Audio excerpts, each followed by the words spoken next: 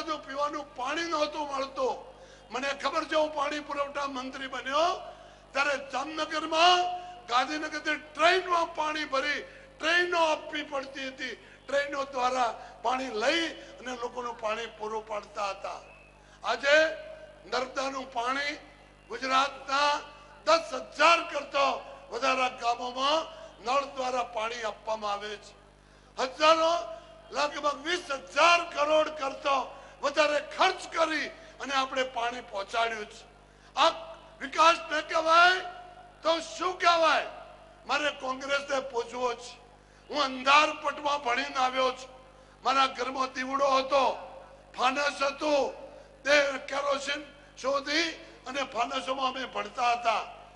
કેટલા વર્ષો સુધી કોંગ્રેસે ગ્રામીણ વિસ્તારોને અંધારમાં રાખ્યા. નરેન્દ્રભાઈ મોદી સાહેબ આવ્યા પછી 24 કલાક વીજળીની વ્યવસ્થા કરી. આજે ગુજરાત જ એવું એક રાજ્ય છે જો 24 કલાક વીજળી મળે છે. મિત્રો, અને વિકાસ ન કહેવાય તો શું કહેવાય? આપણી 7 યુનિવર્સિટી હતી, કેળવણીનો વિકાસ કર્યો, 42 યુનિવર્સિટીઓ ઉભી કરી, અને વિકાસ ન કહેવાય તો શું કહેવાય? ગામડાઓમાં ચાલતા જતો રસ્તાઓ નહોતા, કાચા રસ્તા હતા. આજે બધા જ ગામડાઓને પાકા રસ્તાથી જોડી દેવામાં આવ્યા છે. હું કોંગ્રેસને પૂછું છું કે જો અમે પાકા રસ્તા ગામે ગામના આપ્યા હોય તો આને વિકાસ ન કહેવાય તો શું કહેવાય? મિત્રો, આ કોંગ્રેસના વાદે આપણે ચડી શકીએ નહીં. આ કોંગ્રેસ ગુમરાહ કરે છે અને કોંગ્રેસ આપણના લોકોને સમજાવવા માંગે છે. હું ગામડાનો પંચાયત મંત્રી છું. મને ખબર છે કે ગામડાઓમાં વિશ્વની સાથે જોડીને ઈ-ગ્રામ વિશ્વગ્રામનું જોડાણ અમે કર્યું છે. એક એક ગામમાં કોમ્પ્યુટરની વ્યવસ્થા છે. એક એક ગામના ઈસમને એના સર્ટિફિકેટ લેવા હોય, એને આવકના દાખલા લેવા હોય, એને રેવન્યુના હાથવારના ઉતારા લેવા હોય તો એના ગામમાં મળે છે. છે એવું કોઈ રાજ્ય કોંગ્રેસનો જે ગુજરાતની હરીફાઈ કરી શકે? અને વિકાસ ન કહેવાય તો શું કહેવાય? કોંગ્રેસના મિત્રોને મારે પૂછવું છે કે તમારામાં તમે ગુજરાતની કેવી આવકો હતી અમને ખબર છે. ગુજરાતનું શાસન ગયું ત્યારે હું ચૂંટણી લડીને ગયો. 84 વિધાનસભામાં હું ચૂંટણી લડ્યો, ગયો. માર્ગ મકાન ખાતાનો મંત્રી બન્યો હતો. મેં અમારા કરિયાવરમાં કોંગ્રેસે તિજોરી આપી હતી, બજેટ આપ્યું હતું, અને અમને જે બજેટ મળ્યું હતું એમાં ગુજરાતના ઇજારદારોના રસ્તાઓના બિલ આપવું હોય 6 મહિના સુધી બિલ ના આપી શકાય એવી તિજોરીની સ્થિતિ હતી. આજે અમારી જોડે 1 લાખ કરોડ રૂપિયાનું બજેટ છે. એવી કોઈ બાબત નથી જે અમે હાથમાં ન લઈ શકીએ. નરેન્દ્રભાઈ મોદીના ધ્યાનમાં આવે. તમે તો કાદવ કિચડમાં અમને મોટા કરતા હતા કોંગ્રેસીઓ. એના સામે અમે તો 3D ના જમાનામાં, ઇન્ફોર્મેશન ટેકનોલોજીના જમાનામાં પહોંચ્યા છીએ કે મુખ્યમંત્રી ગાંધીનગરમાં પ્રવચન કરે, આખા ગુજરાતના બધા શહેરોમાં એક સાથે નરેન્દ્ર મોદીને 3D ઉપર, ઇમેજ ઉપર આપણે જોઈ શકીએ છીએ, સાંભળી શકીએ છીએ. અને હજુ તો ટૂંક સમયમાં આપણે 3D દ્વારા ઘરની અંદર આ વ્યવસ્થા થશે, એની મને કોઈ શંકા નથી. અને વિકાસ નથી, અને વિકાસ ન કહેવાય. ગરીબોના માટે મેળો કરીએ, ગરીબોને મળતા પેમેન્ટ આપવા માટે આપણે મેળાની વ્યવસ્થા કરીએ. એના હાથોહાથ એને નાણાં મળે તો એ નાણાં આપીએ ત્યારે એને તાઇફો કહે છે. કોંગ્રેસના લોકો મેળાને તાઇફો કહે છે. દોસ્તો, આ ગરીબ લોકોના હાથમાં વચેટિયાઓને કાઢી મૂકીને જે નાણાં આપણે આપ્યા છે એ શું તાઇફો છે? અને જો એને તાઇફો કહેતા હોય તો આવું કામ અમે હંમેશા કરવાના છીએ. મિત્રો, ગુજરાતના ગરીબ લોકોને છેતરવા માટે કોંગ્રેસે એક નવું નાટક શરૂ કર્યું છે.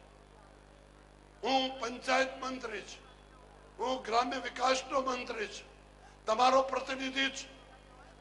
ગુજરાતમાં નરેન્દ્રભાઈ મોદી સાહેબે નક્કી કર્યું કે કોઈ બીપીએલ ના ગરીબ માણસને ઘર વગર नहीं रहवो જોઈએ। 0 થી 16 આંક વાળા તમામ ગરીબોને ઘર આપવાનું કામ આપણા સ્વર્ણિમ વર્ષમાં કર્યું। બધા જ ગામડાના ગરીબોને આપણે ઘર આપ્યો। ત્યાર પછી 17 થી 20 ગરીબોને મકાનો આપવા માટે મને કહ્યું। અમે એનું આયોજન કર્યું। 6 લાખ કરતા વધારે મકાનોનું અમે આયોજન કર્યું। પરંતુ કોંગ્રેસે કાગળ છપાવ્યા।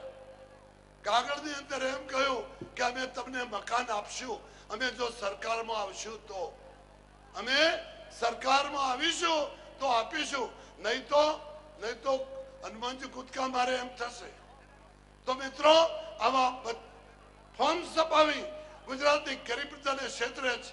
નરેન્દ્રભાઈ મોદી સાહેબની યોજના છે કે ગુજરાતના તમામ ગરીબોને કાચા મકાન વાળાઓને મારે પાક્કા મકાન આપવા છે।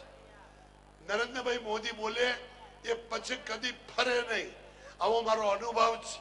નરેન્દ્રભાઈ મોદી સાહેબે એમ કહ્યું કે ગુજરાતના તમામ ગરીબોના કાચા ઘર મારે પાકો કરવા છે। 35,000 કરોડનું બજેટ બનાવ્યું।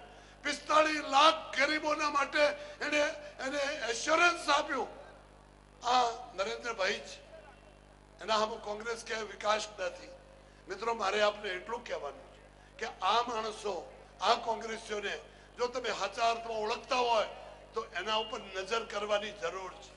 એની વાર્તાનો મને સમજ પડે છે। હું આપને એક વાર્તા કહેવા માંગુ છું। એમનું કામ કેવું છે? એક બ્રાહ્મણ હતો અને એક સારું મજાનું બકરીનું બચ્ચું એના યજમાને આપેલું કે જેથી ભવિષ્યમાં મોટું થાય તો એને એની અંદરથી દૂધ ખાવા થાય। મહારાજને, બ્રાહ્મણને, એના યજમાને બકરીનું બચ્ચું આપ્યું। આ ઠગ લોકો, 3 ઠગ હતા। એ ઠગ લોકો રસ્તામાં ઉભા હતા। એમણે આ મહારાજના ખભા ઉપર બકરીનું બચ્ચું જોયું। એમણે જોયું કે જો આ બકરીનું બચ્ચું અમને મળે તો આપણે ખાવાની મજા આવે, તો એને આપણે મિજબાની કરીએ। આ બકરીનું બચ્ચું જોઈને 3 ઠગ અલગ અલગ જગ્યાએ ઉભા રહ્યા। પહેલો ઠગ મહારાજને મળ્યો। ઠગે મહારાજને કહ્યું, ઓ મહારાજ, ઓ ભૂદેવ, આપ ક્યાં ચાલ્યા? કે હું તો મારા ગામ જાઉં છું। આ શું ખભા ઉપર કૂતરું કેમ લીધું? મહારાજ હતા ગુસ્સાવાળા। એમણે કહ્યું કે તારી આંખોને શું થયું છે? આ તો મારા યજમાને મને બકરીનું બચ્ચું આપ્યું છે। અરે હોય કે મહારાજ, આ તો કૂતરું છે। મહારાજે આગળ ગયા, બીજો ઠગ મળ્યો। બીજા ઠગે ફરી વખતે મહારાજને કહ્યું, ઓહો ભૂદેવ, તમે ક્યાં જાઓ છો? કે હું મારા ગામ જાઉં છું। તમે આ તમારા ખભા ઉપર કૂતરું કેમ લીધું છે? કે આ કૂતરું નથી, આ તો બકરીનું બચ્ચું છે। મારા યજમાને મને બકરી આપી છે। વળી પાછો આગળ ગયા તો ત્રીજો ઠગ આવ્યો। તો ત્રીજા ઠગે એમ કહ્યું કે મહારાજ ક્યાં ચાલ્યા? કે હું મારા ગામ જાઉં છું। કે આ કૂતરું ક્યાં લીધું? મહારાજને પડી વેમ કે આ મારા ખભા ઉપર બકરીનું બચ્ચું છે અને મને કૂતરું કેમ કહે છે? એક જણાએ કહ્યું, બીજાએ કહ્યું, ત્રીજાએ કહ્યું, અને આ કૂતરું છે। મહારાજે પછી બકરીનું બચ્ચું હાથમાં લીધું। એની આંખો આમ જોવા મળ્યા। એમને ભ્રમ થયો, કદાચ કૂતરું હોય, મારા પેલા એ ખોટું ભટકાડ્યું લાગે છે। એને નીચે મૂક્યું, બે કરતું ચાલ્યું ગયું। 3 ઠગ ફરી વળ્યા, એને ઉપાડીને લઈ ગયા અને મિજબાની કરીને ખાઈ ગયા। મિત્રો, આ ગુજરાતની પ્રજારૂપી બ્રાહ્મણે ભારતીય જનતા પાર્ટી નામનું બકરીનું બચ્ચું મહારાજના ખભા ઉપર મૂક્યું છે અને એ લઈને જાય છે સરસ મજાનું બચ્ચું।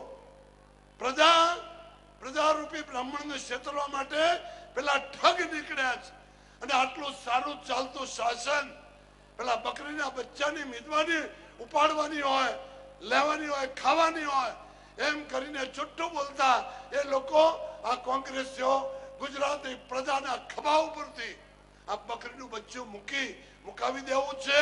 આ પ્રજાના શાસન લેવું છે અને શાસનને ખાઈ દેવું છે। ચોર, લૂંટારા ને ડાકુઓ જેવા આ લોકો ધંધો કરે છે। આપ સૌને મળીને ખૂબ આનંદ થયો મિત્રો। અમે સૌ ઉમેદવારો તમારી સામે આવ્યા છે। અમે તમારા પૈકીના છે, અમે કોઈ વિશિષ્ટ વ્યક્તિઓ નથી, અમે કોઈ દિવસે શો કર્યો નથી, અમારા બધા જ ઉમેદવારો નીવડેલા છે।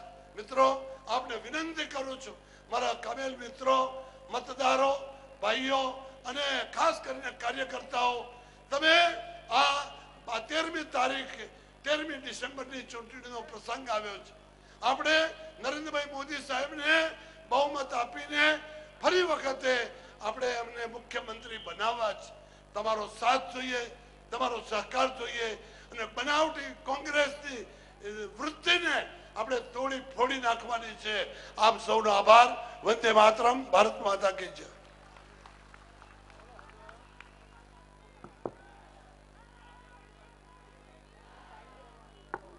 बोलो भारत माता की, भारत माता की। આપણા ભૂતપૂર્વ મંત્રી, હાલના ગુજરાત સરકારના મંત્રી અને હાલના આપણા ઉમેદવાર શ્રીને આપણે સાંભળ્યા છે। ગુજરાત સરકાર, સુરત મહાનગર, ભારતીય જનતા પાર્ટીએ કરેલો વિકાસ, આદરણીય મુખ્યમંત્રી સાહેબે કરેલો વિકાસ, જેની ગાથા આપ સૌએ બધી સાંભળી। આદરણીય મુખ્યમંત્રી સાહેબ આવે એના પહેલા હું સ્ટેજ પર સ્થાન લેવા માટે મહાનુભાવોના નામ વાંચું છું। એમને વિનંતી છે કે સ્ટેજ પર સ્થાન લે। આદરણીય ભરતસિંહજી પરમાર, રાજ્યસભાના સાંસદ અને પ્રભારી, ભાજપ સુરત મહાનગર। શ્રીયુત રાજ પુરોહિત, પ્રમુખ ભાજપ मुंबई महानगर। आदरणीय पूर्णेशभाई मोदी, शहर भाजपा प्रमुख। आदरणीय राजेंद्र भाई देसाई, मेयर श्री सूरत महानगर पालिका। आदरणीय नरोत्तम भाई पटेल साहेब, उम्मीदवार 164 उधना विधानसभा। आदरणीय CR पाटिल साहेब, सांसद नवसारी। श्रीमती दर्शनाबेन जरदोस, सांसद सूरत। श्रीमती सुषमाबेन अग्रवाल, प्रदेश उपाध्यक्ष Shri. Shrimati Varshaben Rana, deputy mayor Shri. Shriyut Kanubhai Joshi, convener senior citizen cell, Gujarat प्रदेश भाजप। श्रीयुत सूफी संत महबूद अली बावा, प्रमुख माइनॉरिटी सेल, गुजरात प्रदेश। श्रीयुत हर्षभाई संघवी, 165 मजुरा विधानसभा उम्मीदवार। श्रीयुत राजाभाई पटेल, 168-84 विधानसभा उम्मीदवार। श्रीमती संगीताबेन पाटिल, उम्मीदवार 163 लिंबायत विधानसभा। श्रीयुत दयाशंकर सिंह, नेता शासक पक्ष। डॉक्टर राजेंद्र फड़के, संगठन मंत्री महाराष्ट्र। Doctor Dayashankar Vidyashankar, mini Atal ji, योगाचार्य। नरेंद्र भाई बंजारा, कवि। श्रीयुत विवेक भाई पटेल, शहर महामंत्री। सुरमा पाड़ी, राष्ट्रीय मंत्री भाजप। महानुभावोने स्टेज पर स्थान लेवा माटे विनंती करूं छूं। अने हवे आदरणीय मुख्यमंत्री साहेब आवे, जे अपनी पासे समय छे ये समयनी वच्चे नरेंद्र भाई बंजारा कविश्री छे, एमनी कविताओ अपना भारतीय जनता पार्टी ना अनुलक्षी केटलाक आपणे कविता द्वारा तेओ संबोधन करे एवी एमने विनंती करूं छूं। नरेंद्र भाई बंजारा। दोस्तों, आज मैं वल्लभ भाई पटेल की धरती को, स्वामी विवेकानंद की धरती को, शिवाजी महाराज की धरती से आया हुआ बंजारा प्रणाम करता है और आपके बीच में एक बार जयकारा बोलने की कोशिश करता है। भारत माता की। हमें भारत माता का जयकारा बोलने की जरूरत क्यों पड़ती है? हमें कश्मीर हमारा है क्यों कहने की जरूरत पड़ती है? हमें वंदे मातरम बोलने की क्यों जरूरत पड़ती है हमारे देश में?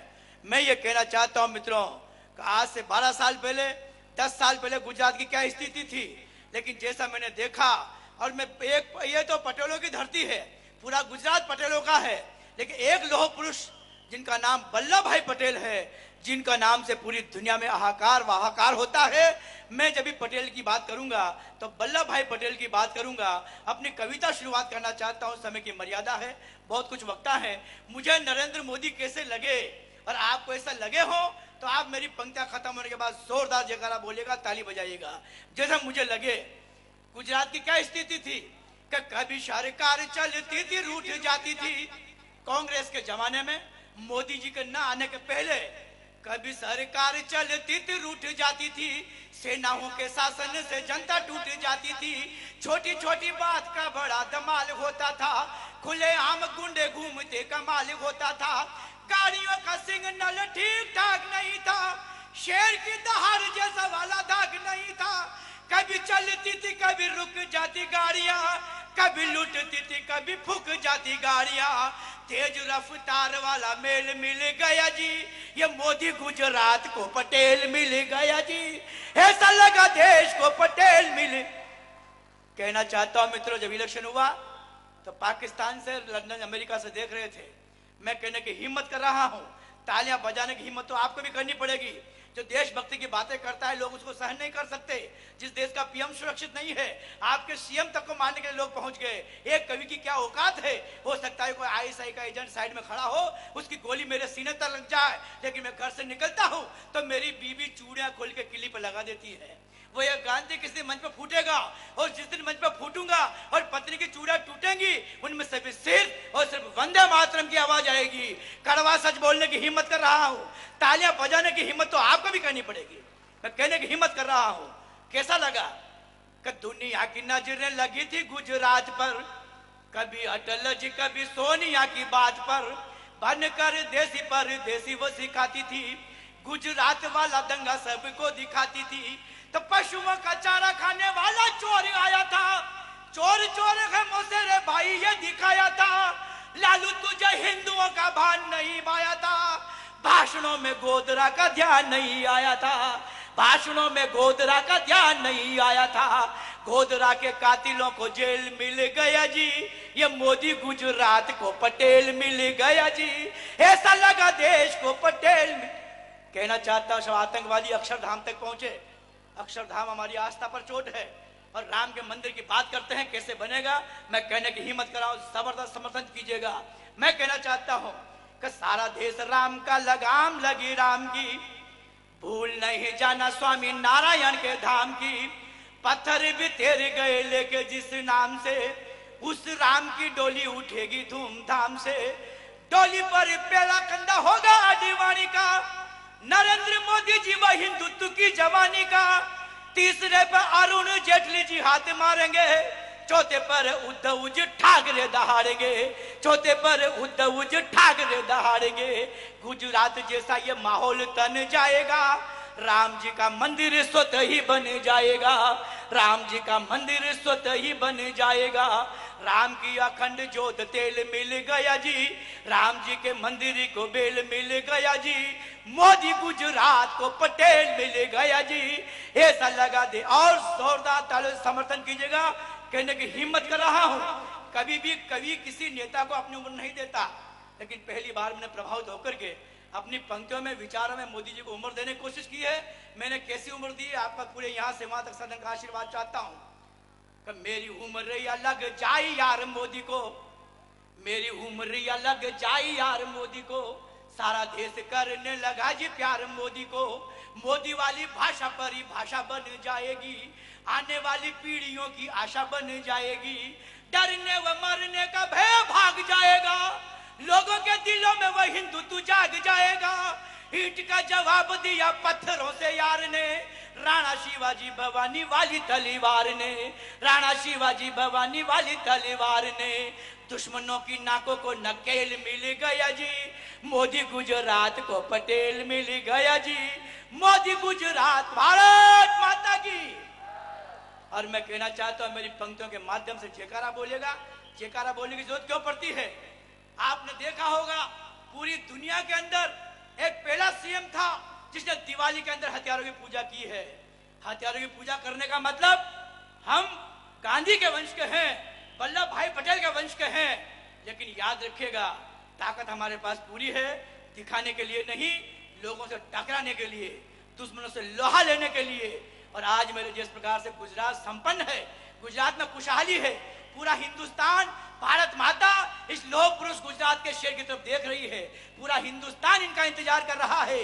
लेकिन मित्रों, जब गुजरात फतेह होगी तो हमारे लिए दिल्ली सफल होगी।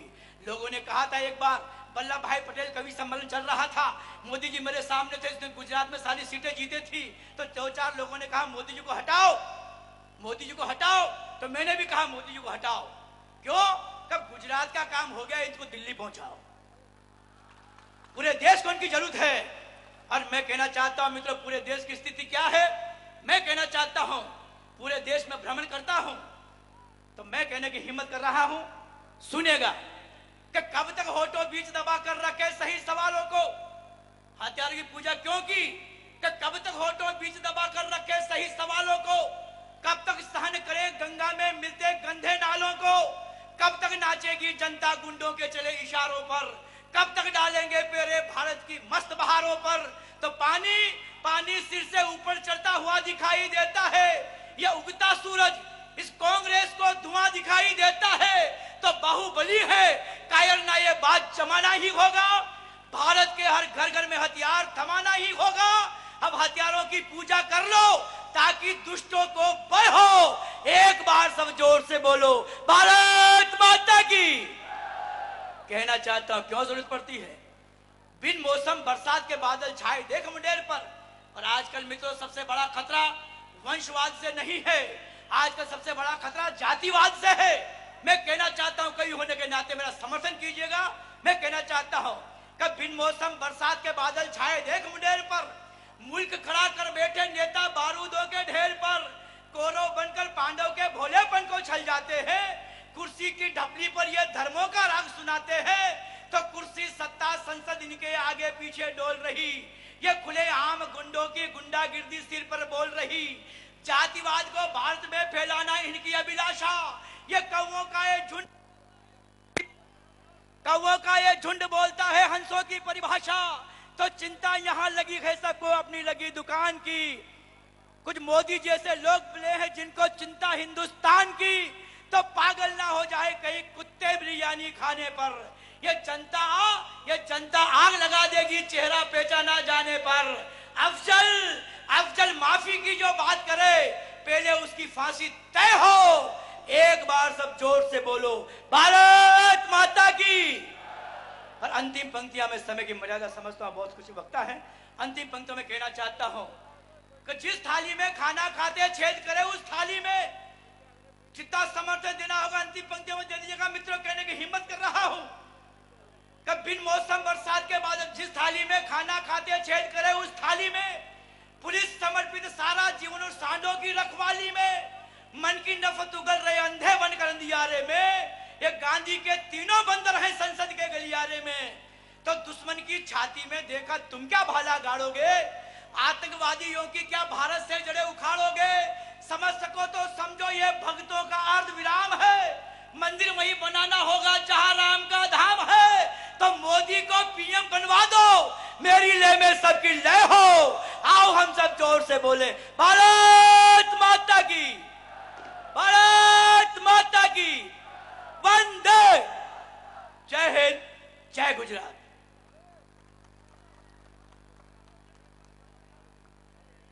ખૂબ ખૂબ આભાર કવિશ્રીનો, જેમને આજે બધા મિત્રો તમારો સહયોગની જરૂર છે। આપ સૌ બહુ શિસ્તબદ્ધ કાર્યકર્તા છો, જેથી અહીંયા એટલી મોટી ભીડ જે મોદી સાહેબને સાંભળવા જે આતુર છે, બધા બાકીના નીચે બેસી જાઓ, બેસો મિત્રો, નીચે બેસી જાઓ। પોલીસના કર્મચારી સ્વયંસેવકો દ્વારા અને પાર્ટી દ્વારા તમને વિનંતી કરવામાં આવે છે કે તમે પોતાની જગ્યા પર નીચે બેસી જાઓ, જેથી તમારો સહકારની અમે અપેક્ષા રાખીએ છીએ।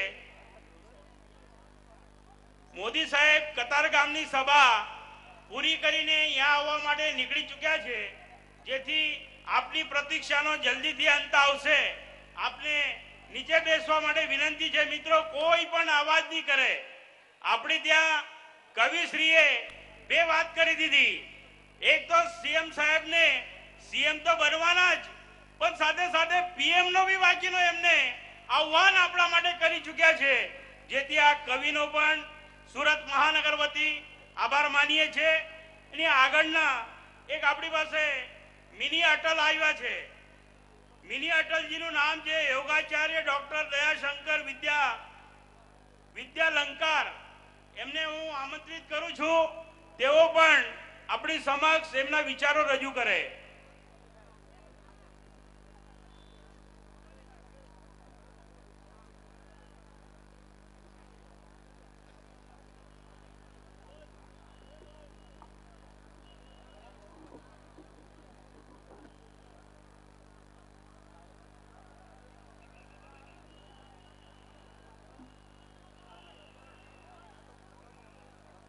मंच पर उपस्थित भारतीय जनता पार्टी के समस्त प्रत्याशीगण, यहाँ के लोकप्रिय सांसद श्री सीआर पाटिल जी, महाराष्ट्र से पधारे श्री राजेंद्र फड़के जी, पत्रकार बंधुओं और जिनके कृपा से हम यहाँ पर सुरक्षित उपस्थित हैं, ऐसे इस देश के महान देशभक्त पुलिस कर्मचारी और आप सभी लोग, बोलो भारत माता की। आज चुनाव का समय है। दिल्ली की किल्ली पूरी तरह से ढिल्ली हो गई है। उसको टाइट करने के लिए आपके बीच में निवेदन करने के लिए आया हूं। जब देश के दीवानों ने स्वतंत्रता आंदोलन छेड़ा था तो उनके मन में एक सपना था भारत को आजाद करने का। बहुत संघर्ष करने के बाद देश को आजादी तो मिली, लेकिन सत्ता के लालच में पड़ करके भारत माता की अस्मिता के साथ खेलते हुए देश को खंडित कर दिया। और देश को खंडित करते हुए भारत के महान देशभक्त नेताजी सुभाष चंद्र बोस को 1999 तक के लिए गिरवी रख दिया था। यह कांग्रेस के लोगों ने, इसका आपको हिसाब लेना पड़ेगा। और मैं आपको निवेदन करते कहना चाहता हूं कि जब 1945 में पंडित नेहरू जी ने कहा कि नेताजी सुभाष चंद्र 1945 में 18 अगस्त को विमान दुर्घटना में मृत्यु हो गई, तो 1947 में 1999 तक के लिए समझौता क्यों? ये देश के साथ बड़ा अपमानजनक व्यवहार। जबकि नेहरू जी को जब मृत्यु हुई थी 1964 में, तो नेताजी सुभाष चंद्र बोस उनको श्रद्धांजलि देने के लिए गए हुए थे। लेकिन देश की सत्ता में आकर के देश के साथ अपमानजनक व्यवहार करने वाले लोगों से और देश के लुटेरे लोगों से हम कहना चाहते हैं और आपसे भी हम बात करना चाहते हैं। मुझे तो एक कहानी याद आ रही है। एक मूर्खों का गांव था। मूर्खों के गांव में एक महामूर्ख सरपंच थे। सरपंच के पास में मेरे जैसा कोई शास्त्री पहुंच गया तो शास्त्री को देख करके महामूर्ख ने कहा, आप कौन हैं, कहां से आए हैं? शास्त्री जी ने बोला, मैं शास्त्री हूं। तो महामूर्ख ने कहा कि क्या आप मेरे प्रश्न को उत्तर दे देंगे? उन्होंने कहा, जरूर देंगे। सारे गांव को सूचना हो गई और सारे गांव के लोग इकट्ठे हो गए। सभा बैठ गई। शर्त रख दिया, यदि आप मेरे प्रश्न का उत्तर नहीं बतलाएंगे तो आपकी पिटाई करके वापस भेज देंगे। शर्त स्वीकार हो गई। प्रश्न पूछा गया, खखम खैया का अर्थ बतलाइए। उन्होंने कहा, मैंने बहुत सारे शास्त्र पढ़े, ये खखम खैया मंत्र नहीं आया, कुछ गड़बड़ लगता है। तो महामूर्ख ने शर्त के अनुसार शास्त्री जी की पिटाई करके वापस भेज दिया। उनका एक भाई था वेद प्रकाश, वो ईश्वर भक्त, राष्ट्र भक्त। उसने कहा, मैं चलूंगा मूर्खों के प्रश्न का उत्तर बतलाने के लिए। उसने 2 टीका लगाए, 4-5 रुद्राक्ष माला पहले और फर्जी पंडा बन करके चल दिया मूर्खों के प्रश्न का उत्तर बतलाने के लिए। तो महामूर्ख ने देखा तो कहा, ये तो कोई विशेष पंडित लगता है। पूछा, आप कौन हैं? बोले, मैं वेद प्रकाश हूँ, मुझे भगवान ने भेजा है, तुम्हारे प्रश्नों का उत्तर बताने के लिए भेजा है।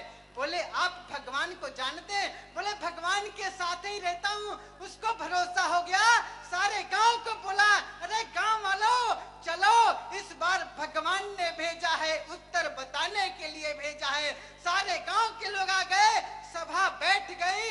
शर्त रख दिया, कि उत्तर नहीं बतलाने पर आपकी पिटाई करेंगे। शर्त स्वीकार हो गई। उसने पूछा खखम खैया का अर्थ बतलाइए। बोले ये तो बड़ा सरल मंत्र है, आप सारे लोग किसान हैं। उन्होंने कहा हाँ किसान है। उसने उठाया स्वदेशी जूता, 4-5 जूते लगाए महामूर्ख को। बोला खखम खैया से पहले जुतम जुतैया होती है, खेत को जोतेंगे नहीं तो खखम खैया कहाँ से हो जाएगी। 2-4 जूते फिर लगाया। बोला जुतम जुतैया के बाद उगम उगे बुवम बोइया होती है, खेत में अनाज बोते हैं। फिर बुवम बोइया के बाद उगम उगैया होती है। जूते लगाता गया, उत्तर बतलाता गया।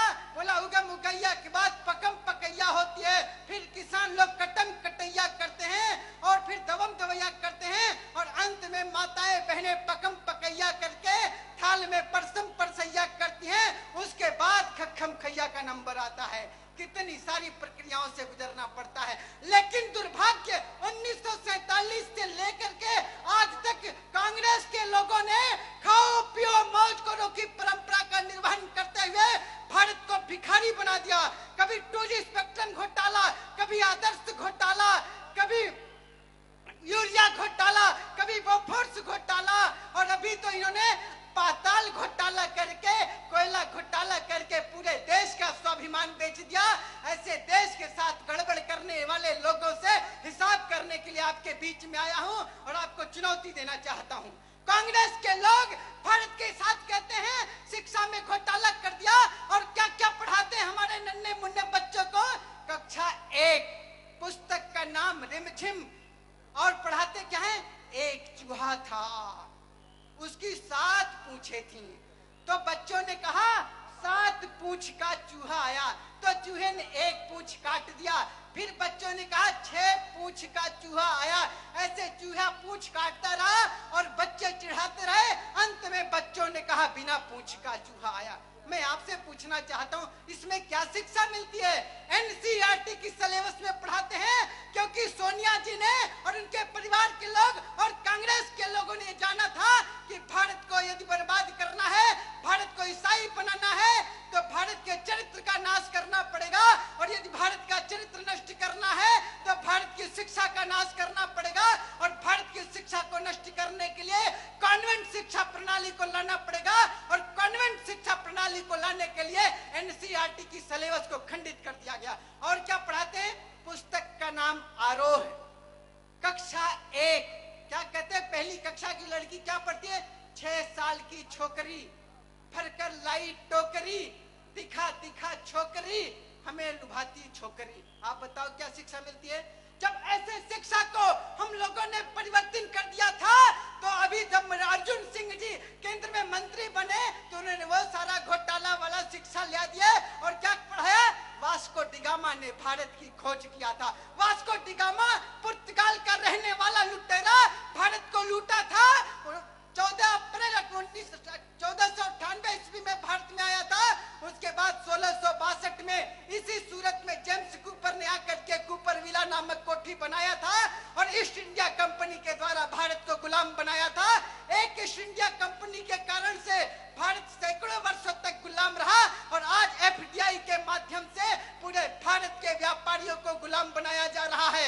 दंगल प्रस्ताव के माध्यम से देश के किसानों को कलंकित किया जा रहा है। और क्या कहते हैं कांग्रेस के लोग, जब शिक्षा में परिवर्तन हुआ हमने कहा इसको बदला तो कांग्रेस के लोगों ने कहा देश में शिक्षा का भगवाकरण नहीं चलेगा। मैं कांग्रेस के लोगों से कहना चाहता हूं, कांग्रेस के मनमोहन सिंह जी, सोनिया जी और शंकर सिंह बघेला जी और जितने भी कांग्रेस के लोग हो, अरे तुम भगवाकरण से कब तक बचते रहोगे। जब तुम सबसे पहले माँ की पेट में आए थे तो जिस खून से तुम्हारा पालन पोषण हुआ था उस खून का रंग भगवे रंग में था।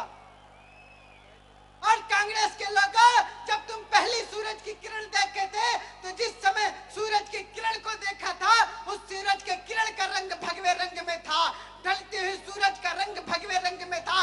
इतना ही नहीं, कांग्रेस के लोग जब तुम माँ की पेट से बाहर आओगे तो तुम्हारे स्वागत में एक दीपक जलाया गया था, उसका रंग भगवे रंग में था। और कांग्रेस वालों जब तुम दुनिया से जाओगे तो दुनिया से जाने के बाद तुम्हारे शरीर का दाह संस्कार किया जाएगा। दाह संस्कार से निकली हुई अग्नि की लपट भगवे रंग में होती है। हम जीतते हैं दुनिया से जाते हैं भगवे रंग में और फिर भी कांग्रेस के लोग भगवा रंग का विरोध करते हैं, तो आपको एक कविता के माध्यम से अपनी बात को विराम देता हूँ।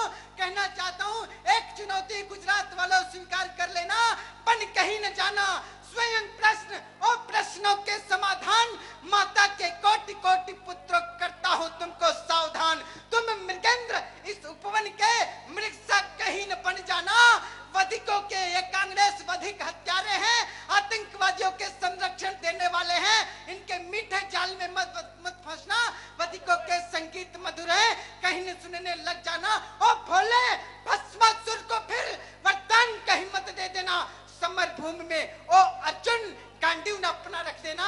जिस प्रकार महाभारत के युद्ध में अर्जुन के मोह हो जाने पर कृष्ण ने गीता का उपदेश दिया था, ऐसे आप चुनाव में कोई गलती न कर लेवे, इसलिए उत्तराखंड गुरुकुल कांगड़ी विश्वविद्यालय से आपको निवेदन करने आया हूँ कि समर भूमि में हो अर्जुन गांडीव न अपना रख देना, विस्मरण नहीं होने देना राणा की अमिट कहानी को। यदि राणा प्रताप देश की स्वाभिमान की रक्षा के लिए घास की रोटी खा सकते हैं, तो क्या अपने देश की अपने स्वाभिमान की रक्षा के लिए आप एक वोट अपने मोदी जी को नहीं दे सकते हैं? आपको देना होगा, इसलिए निवेदन करने आया हूँ। धरती आजाद भगत की है। मैं ये लाइन आपको कोट करते हुए कहना चाहता हूँ अंतिम बात कि उस भगत सिंह को याद करना जब भगत सिंह को फांसी होने वाली थी। यहाँ मातृशक्ति बहुत बड़ी संख्या में उपस्थित है, तो भगत सिंह को जेल में मिलने उनकी माता विद्यावती गई और भगत सिंह को देख करके रोने लगी, तो भगत सिंह बोले माँ तू मेरी शहीदी पर रोती हो? तो भगत सिंह की माँ विद्यावती बोले पुत्र मैं तेरी शहीदी पर नहीं, मैं तो अपनी कोख पे रो रही हूँ कि मेरी कोख में तुम्हारे जैसे विचारों वाला एक और भगत सिंह होता तो भी देश के काम आता। ऐसे सरदार भगत सिंह को, चंद्रशेखर आजाद को कांग्रेस के लोग एनसीईआरटी की सिलेबस में आधुनिक भारत नामक पुस्तक में कक्षा 12 के पुस्तक में पृष्ठ संख्या 216 में ये पढ़ाते हैं कि चंद्रशेखर आजाद, सुभाष चंद्र बोस, सरदार भगत सिंह, राम प्रसाद बिस्मिल ये आतंकवादी थे। अगर ये आतंकवादी थे तो सुषमा स्वराज जी ने भारत की संसद में पूछा कि अफजल गुरु आपके क्या लगते हैं, तो उन्होंने कुछ नहीं कहा। तो आपको 13 तारीख को 13वीं करनी है कांग्रेस की 13वीं करने के लिए कमल का बटन दबाना, अपने घर में लक्ष्मी का निवास करना, क्योंकि लक्ष्मी कमल के फूल पर आती हैं, और अपने घर से दरिद्रता को मिटाना, कांग्रेस के भ्रष्टाचार को समाप्त करना और भारत की लुप्त हो रही अस्मिता को बचाने के लिए भारत के सरदार पटेल के रूप में नरेंद्र भाई मोदी को आशीर्वाद देने के लिए हमारे चारों प्रत्याशियों को अपना आशीर्वाद प्रदान करना। आप सबका बहुत बहुत धन्यवाद। उत्तराखंड खंड भुवन चंद्र खंडूरी की भूमि से आकर आप सबको नमन करता हूँ। महर्षि दयानंद की भूमि ये गुजरात है, जिस पर अनेक ऋषियों ने जन्म लिया है समय समय पर। तो आप सबका बहुत बहुत धन्यवाद। भारत की अस्मिता को बचाने के लिए कमल को बटन दबाना। आप लोग मेरे साथ एक शपथ लेंगे, हाथ उठा करके बोल सकते हैं, ओम अग्ने व्रतपते व्रतम चरिष्यामि तक्षकेयम तन में राध्यताम इदम अहम अनृतात् सत्यम उपैमि। इस वेद मंत्र के द्वारा आपने शपथ लिया कि हम मिट जाएंगे लेकिन अपने देश भारत को नहीं मिटने देंगे। आप सबका बहुत बहुत धन्यवाद। सबको वंदे मातरम। આભાર છોટા અટલજીનો। એમના માટે બી એક વખત બધા લોકો તાળીયા વગાડે જેથી એમને ખૂબ આનંદ થાય। હવે આજની આ સભામાં એક જાહેરાત, મહેન્દ્રસિંહ રાજપુરોહિત ગુજરાત પરિવર્તન પાર્ટીમાંથી એમને છુટ્ટી આપી છે એમને, અને ભારતીય જનતા પાર્ટીમાં તેઓ જોડાયા છે। એમનું ભારતીય જનતા પાર્ટી પણ સ્વાગત છે। ને જવાહરભાઈ કરીને છે, તેઓ લિંબાયત વિધાનસભાના અપક્ષ ઉમેદવાર હતા। તેઓ ભારતીય જનતા પાર્ટીના ઉમેદવાર સંગીતાબેન પાટીલના સમર્થનમાં તેઓ પણ ટેકો જાહેર કર્યો છે, જેથી એમને પણ આપણે વધાવીએ અને ભારતીય જનતા પાર્ટીમાં એમનું પણ સ્વાગત છે। હવે મિત્રો, હું નવસારીના સાંસદ CR પાટીલ સાહેબ હમણાં મુખ્યમંત્રી સાહેબ આવે એના પહેલા એમના ઉદ્બોધન માટે એમને વિનંતી કરું છું। CR पाटिल साहब।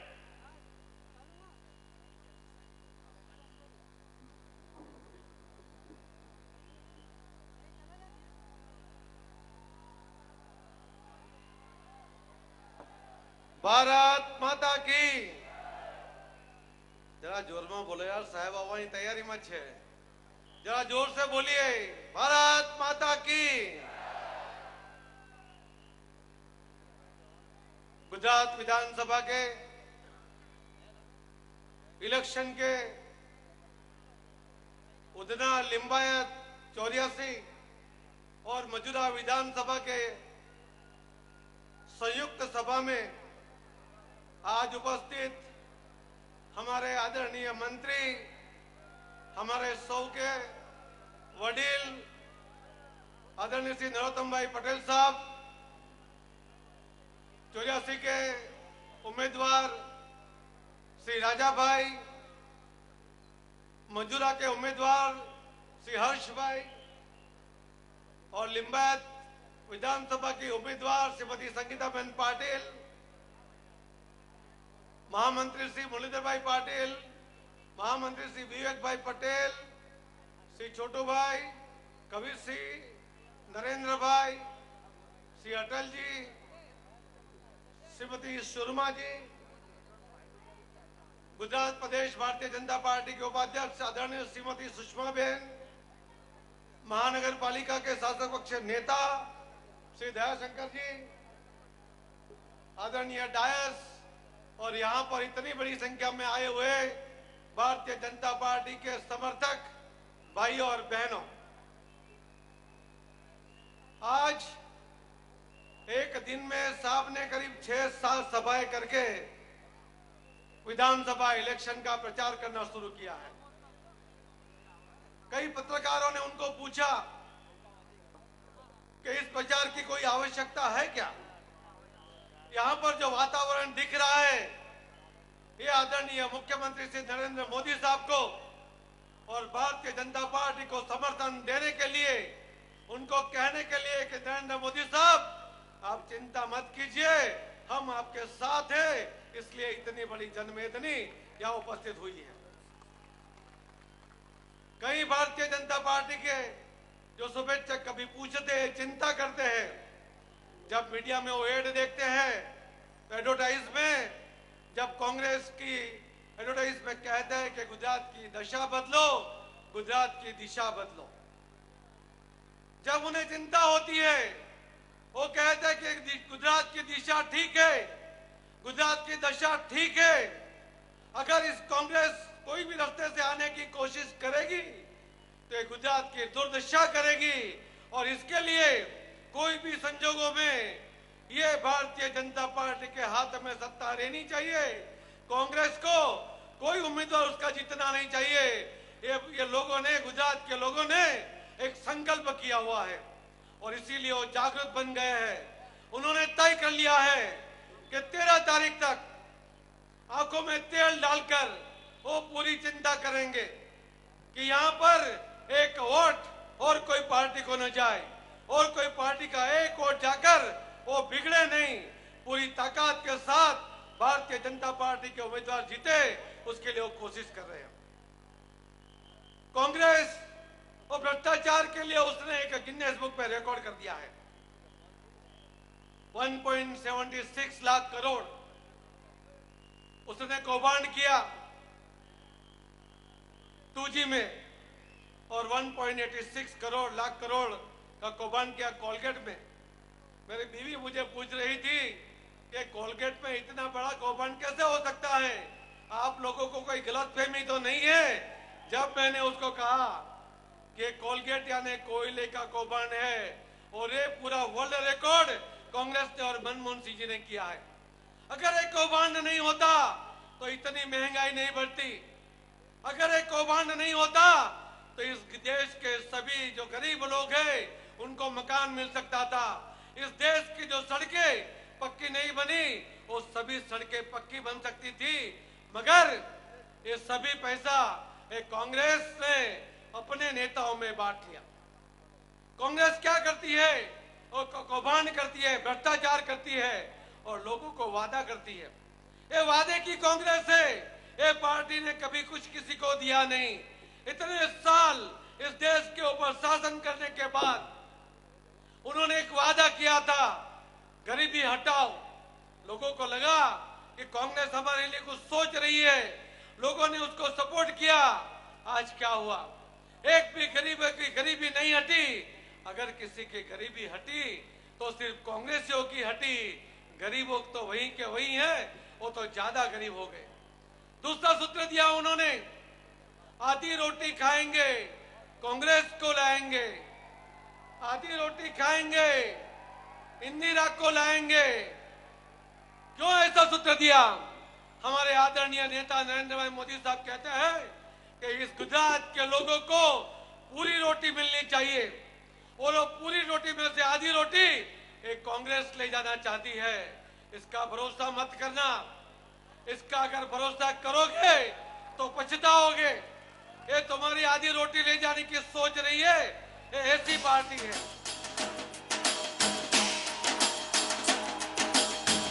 भारत माता की।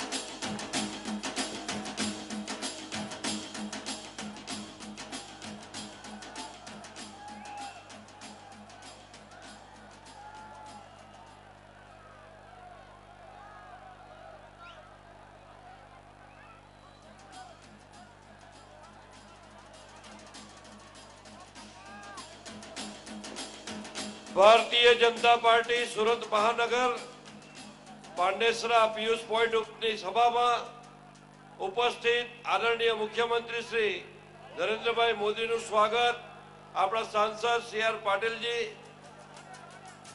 અમારા સાંસદ ભરતસિંહભાઈ,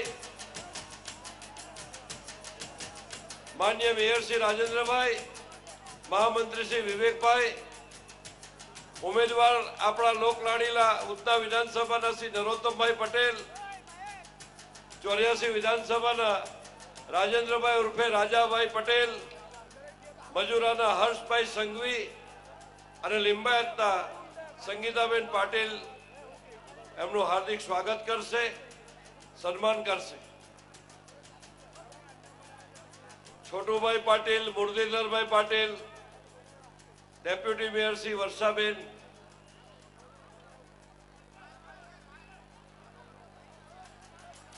दयाशंकर सिंह पण एमનું हार्दिक स्वागत करशे। सुषमाबेन,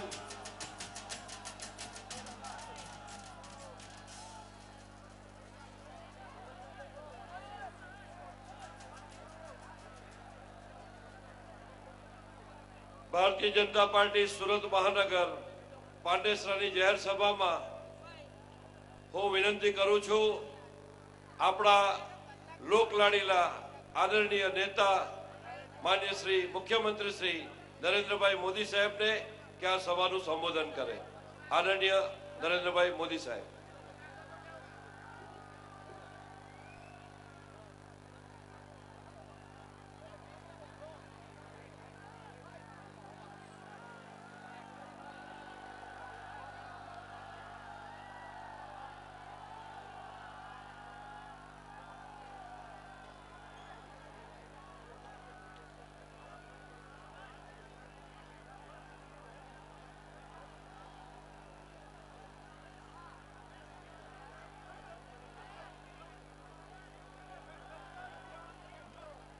કેમેરા વાળાને આગળ આવવું છે તો પોલીસના મિત્રો કેમેરા વાળાને આગળ આવવા દો।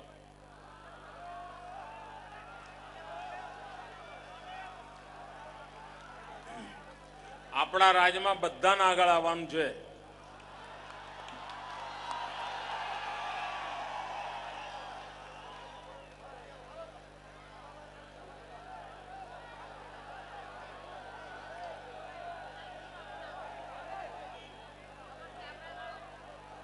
કાર્યકર્તા મિત્રો, હવે આ મીડિયાની ચિંતા તમે ના કરો, હું એમની જોડે સીધું કરી લઈશ.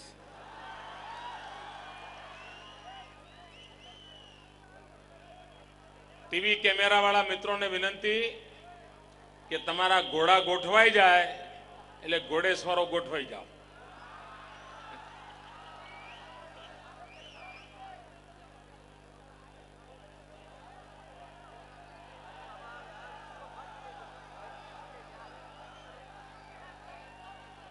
ભાઈઓ સંભળાય છે ખરું? બસ બધું આવી ગયું એમાં.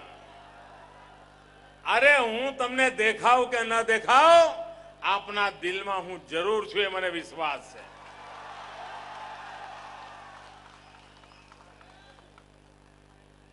ભાઈ કેમેરા વાળાનું કઈ મેળ પડે છે ટીવી વાળાઓનો? હા તો ગોઠવા. હવે હું હલવાનું નથી, તમે ચિંતા જ ના કરો. બીજા 5 વર્ષ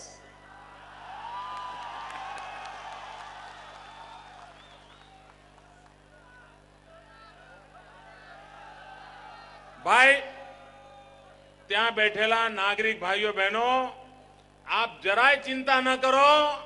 તમારી બધી પીડા મને ગાંધીનગરમાં ખબર પડતી હોય છે. જો બધાએ મદદ કરી ના કરી, પણ તમે એમની જોડે આમ જીબાજોડી કરો તો કેમ ચાલે? અને આ બધા લોકો દેશ અને દુનિયામાં આ તમારી વિરાટ સભાના દર્શન કરાવતા હોય છે. ભાઈ હવે હેરાન ન કરો, એને કામ કરવા દો. ભારત માતા કી. 2 મુઠ્ઠી બંધ કરીને પૂરી તાકાતથી બોલો, ભારત માતા કી, ભારત માતા કી, ભારત માતા કી. મંચ પર બિરાજમાન ભારતીય જનતા પાર્ટીના સર્વે આગેવાનો, મંત્રીમંડળમાં મારા સાથે રહેલ અને આ વિધાનસભામાં ઉમેદવાર શ્રીમાન નરોત્તમભાઈ પટેલ,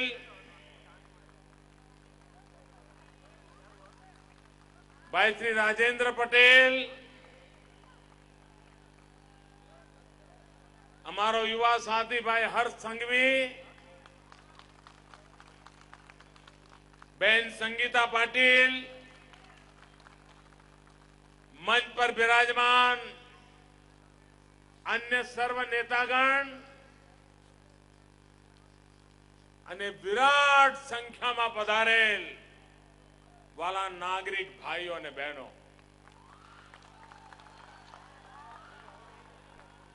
મારી નજર જ્યાં પહોંચે મુંડ જ મુંડ દેખાય છે. જાણે માનવ સમુદ્ર અહીંયા હોય એવું દેખાય છે ભાઈઓ. હવે મને આવ્યો ત્યારે મને કહેવામાં આવ્યું, સાહેબ હિન્દીમાં બોલો તો સારું. એવું કરવું છે? લો, આમાં એવું જુદું જુદું પાછું હશે. હમણાં એક જગ્યાએ ગુજરાતીમાં બોલીને આવ્યો છું, અહીંયા હિન્દીમાં. બોલો, તમારા દિલની વાત મને પહોંચી ગઈ કે ના પહોંચી ગઈ? ભાઈઓ બહેનો, ગાંધીનગરમાં બેઠેલી સરકારની વિશેષતા એ છે કે 6 કરોડ ગુજરાતીઓના દિલનો અવાજ ગાંધીનગરમાં પડઘાતો હોય છે. भाइयों बहनों,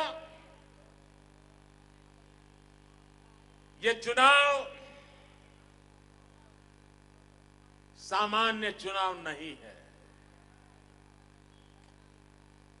ये चुनाव अपने आप में अनेक कारणों से महत्वपूर्ण है.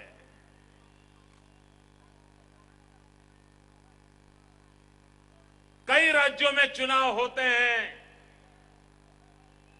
जय पराजय होता है,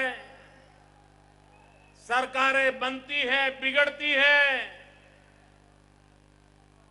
लेकिन भाइयों बहनों, हिंदुस्तान के किसी राज्य के चुनाव की ओर दुनिया का ध्यान कभी आकर्षित नहीं होता है। ये पहला ऐसा एक राज्य का चुनाव है जिस पर पूरा विश्व बड़ी बारीकी से देख रहा है। ये गुजरात का चुनाव सिर्फ यहां सरकार बना करके अटकने वाला नहीं है। ये गुजरात का चुनाव हिंदुस्तान की राजनीति की दिशा बदलने वाला चुनाव है।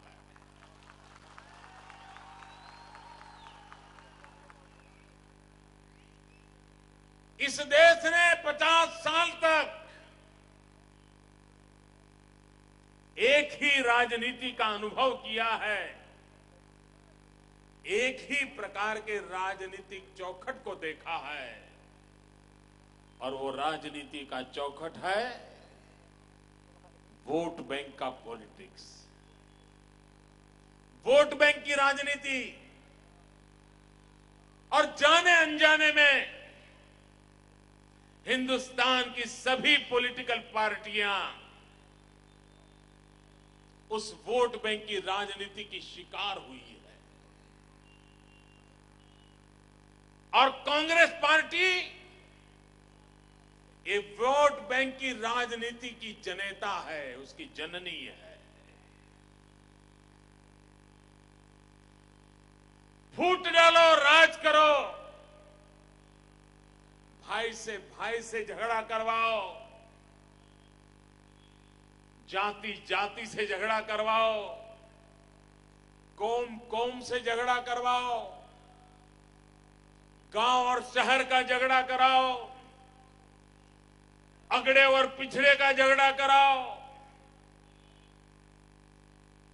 50 साल तक देश को बर्बाद करने के सिवाय कुछ नहीं किया गया है। देश वोट बैंक की राजनीति से तंग आ चुका है। देश वोट बैंक की राजनीति से मुक्ति चाहता है, लेकिन उसके सामने कोई अल्टरनेट नहीं, कोई मॉडल नहीं। भाइयों बहनों, पिछले 10 साल के गुजरात के कार्यकाल ने, गुजरात की शासन व्यवस्था ने, गुजरात की सरकार ने ये दुनिया को दिखा दिया है कि वोट बैंक की राजनीति के सामने एक दूसरा भी रास्ता है, और वो दूसरा रास्ता है विकास की राजनीति।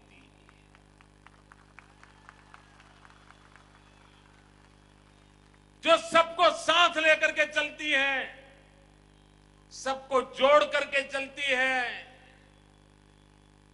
हर एक के दिल में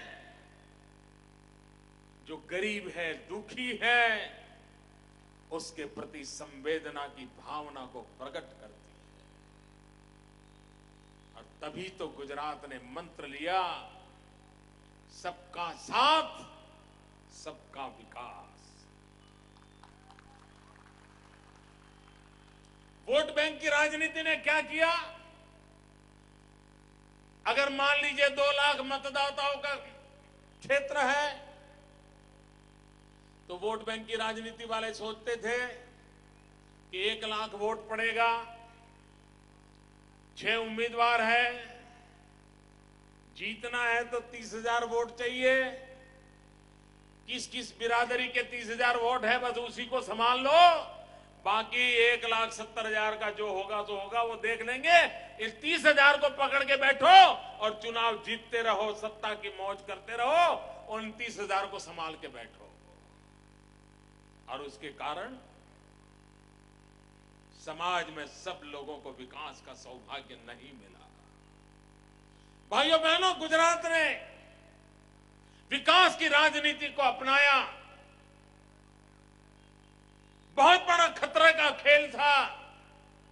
लोग मुझे समझाते थे, good economics is bad politics. अच्छी आर्थिक नीतियां वो बुरी राजनीति का कारण बन जाती है, ऐसा मुझे समझाते थे। तब मैंने सभी पंडितों को कहा था, मेरे दिल में मेरे 6 करोड़ गुजराती बसे हुए हैं। उनका सुख है मेरा सुख है, उनका दुख ही मेरा दुख है, और मैं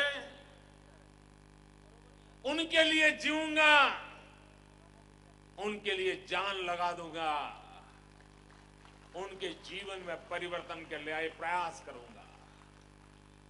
ईश्वर ने मुझे जितनी बुद्धि दी है, शक्ति दी है, समय दिया है, संसाधन दिए हैं, ये सब कुछ मेरे 6 करोड़ भाई बहनों के लिए लुटा दूंगा। और आज 10 साल के बाद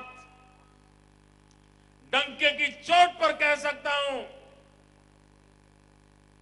कि देश को स्वीकार करना पड़ेगा कि वोट बैंक की राजनीति का रास्ता घातक था, विनाशक था, देश को तबाह करने वाला था। और विकास की राजनीति का रास्ता देश में विश्वास पैदा करने वाला रास्ता है, देश को नई ऊंचाइयों पर ले जाने की ताकत रखने वाला रास्ता है। और इसलिए भाइयों बहनों, इस चुनाव के जब नतीजे आएंगे और भारतीय जनता पार्टी पहले से भी ज्यादा बहुमत से जब विजयी होकर के रहेगी, कांग्रेस अपने इतिहास में जितना बुरा हाल नहीं हुआ होगा, उससे भी ज्यादा बुरा हाल इस चुनाव में होगा। और दुनिया ये जब देखेगी तो हिंदुस्तान के और राज्य भी आगे आएंगे, वोट बैंक की राजनीति से मुक्ति पाएंगे और विकास की राजनीति का रास्ता अपनाएंगे। ये गुजरात के नागरिक देश को दिशा देने का काम करने वाले हैं। और इसलिए ये चुनाव समग्र देश की दिशा बदलने के लिए महत्वपूर्ण मील का पत्थर बनने वाले हैं। भाइयों बहनों, इस चुनाव में आप आपका विधायक ही चुनने वाले हैं, ऐसा नहीं है। आप अपना सिर्फ जनप्रतिनिधि चुनने वाले हैं, ऐसा नहीं है। इस चुनाव में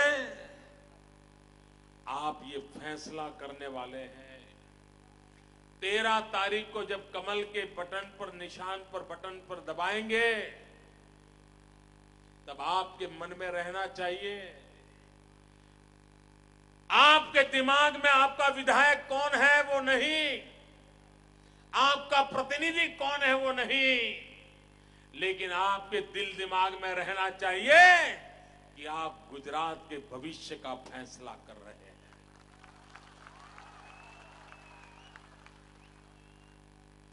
आने वाले दिनों में गुजरात किसको सुपुर्द करना है, किसके हाथों में गुजरात की बागडोर देनी है, उसका फैसला 13 तारीख को आप जब बटन दबाओगे तब होने वाला है।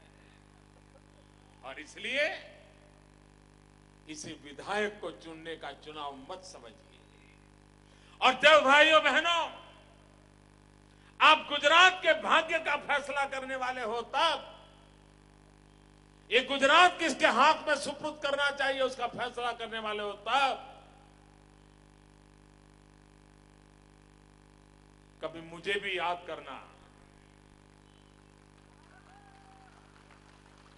11 साल के मेरे काम को याद करना। भाइयों बहनों, 11 साल की मेरे सरकार की जो भी कार्यशैली रही है, जो उपलब्धि रही है, वो सिर्फ आपको खुश करने के लिए नहीं है, वो सिर्फ आपका भला कर करके अटकने वाली बात नहीं है। मैंने 11 साल में ऐसी एक मजबूत नींव डाली है कि जिसके कारण सिर्फ आप नहीं, आपके बेटे के बेटे तक सुख मिले, इस प्रकार का प्रबंध मैंने किया।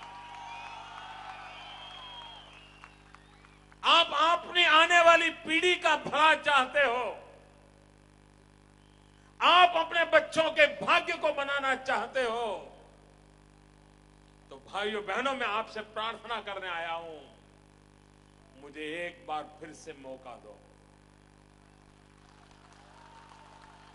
मुझे आपकी सेवा करने का अवसर दो। मैं आज आपसे मांगने आया हूं भाइयों बहनों, क्योंकि मैं देश के अंदर एक विश्वास पैदा करना चाहता हूं। सारा देश निराशा में डूब चुका है। देश को लगता है सब चोर है, सब बेकार है, अब इस देश का कोई भविष्य नहीं है, सब डूब चुका है। इस निराशा के गर्त में डूबे हुए हिंदुस्तान को गुजरात एक नया विश्वास देना चाहता है कि अभी भी बहुत कुछ आशाएं बाकी है। और इसलिए भाइयों बहनों, आप सिर्फ गुजरात के 6 करोड़ नागरिकों की नहीं, हिंदुस्तान के 120 करोड़ नागरिकों की आशा को जन्म देने का काम इस 13 तारीख को बटन दबा करके करने वाले हो।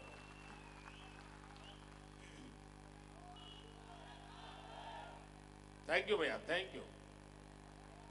भाइयों बहनों, ये कांग्रेस पार्टी सुबह शाम डिक्शनरी खोल करके बैठ जाती है कि आज मोदी को कौन सी नई गाली दी जाए। डिक्शनरी में जितनी गालियां हैं वो सारी गालियां मेरे लिए इस्तेमाल कर चुके हैं। रोज कीचड़ उछाल रहे हैं, कांदो फेंक रहे हैं, लेकिन मेरे कांग्रेस के मित्रों, कान खोल करके सुन लो, आप जितना कीचड़ ज्यादा उछालोगे, कमल उतना ही ज्यादा खिलेगा।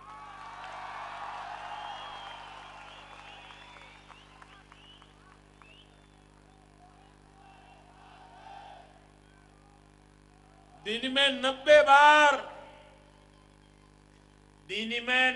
बार आपके ड्राइंग रूम में, टीवी पर पिछले 6 महीने से कांग्रेस वाले आकर के चीख चीख करके कह रहे हैं, दिशा बदलो, दशा बदलो।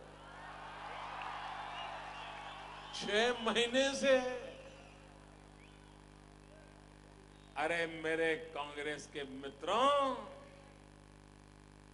गुजरात ने जिस दिशा पर अपने रास्ता बनाया है, अगर दिल्ली भी गुजरात की दिशा पकड़ ले तो देश का भी भाग्य बदल जाएगा। गुजरात की दिशा है सरदार पटेल की दिशा, गुजरात की दिशा है लौह पुरुष की दिशा। और भाइयों बहनों, कांग्रेस वाले क्या कह रहे हैं? अभी कुछ दिन पहले हमारे कांग्रेस के नेता ने सुनाया, फरमाया उन्होंने, ये गुजरात का मुख्यमंत्री जो है ना, वो तो वानर है, वानर। बताओ साहब, क्या गुजरात की जनता ने वानर को चुना है क्या? मैं कांग्रेस के मित्रों को कहता हूं कि मोदी को गालियां देने के उत्साह में आप अपना अज्ञान प्रकट करते हो। आपने मोदी को वानर कहा है, मैं आपके इस प्रमाण पत्र का स्वीकार करता हूं।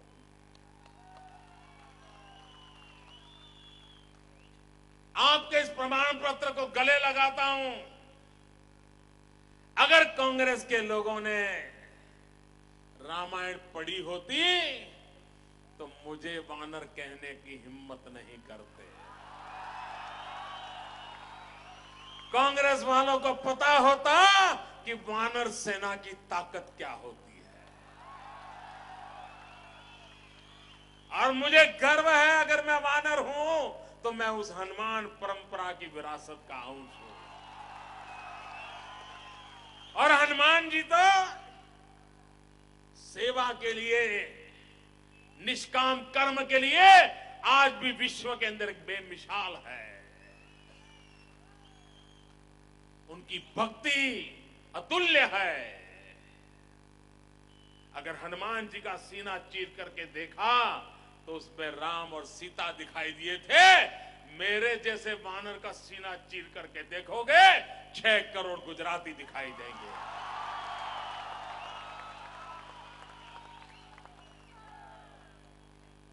मेरे लिए अगर मैं वानर हूं तो मेरे 6 करोड़ गुजराती ये मेरे भगवान राम है और मैं उनका पुजारी हूं, मैं उनका सेवक हूं और मुझे उनकी सेवा करने का गर्व है। ऐसा सौभाग्य कहां जब गुजरात के इसे महान नागरिकों की सेवा करने का ईश्वर ने मुझे अवसर दिया। ये मेरा सौभाग्य है। भाइयों बहनों,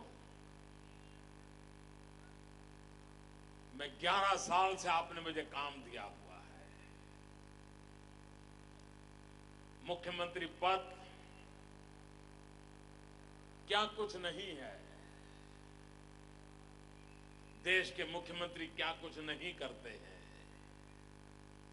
लेकिन कभी आप अपनी तरफ देख करके सोचिए। आपको भी कभी कभी बहुत काम रहता होगा तो मन में इच्छा होती होगी कि एक दिन छुट्टी का मिल जाए तो अच्छा होगा। होता है ना, ऐसा मन करता है ना। आपको भी कभी छुट्टियों के दिनों में घूमने के लिए जाने का मन करता है ना। ज्यादा पैसे है तो कुल्लू मनाली चले जाओ, कोई आबू चले जाए, कोई सापुतारा चले जाए, जाते हो ना। भाइयों बहनों, हर किसी को मन करता है, लेकिन गांधीनगर में एक ऐसा मजदूर बैठा है जिसने 11 साल में एक बार भी अपने लिए एक कल्याण का भी उपयोग नहीं, एक घंटे का भी उपयोग नहीं।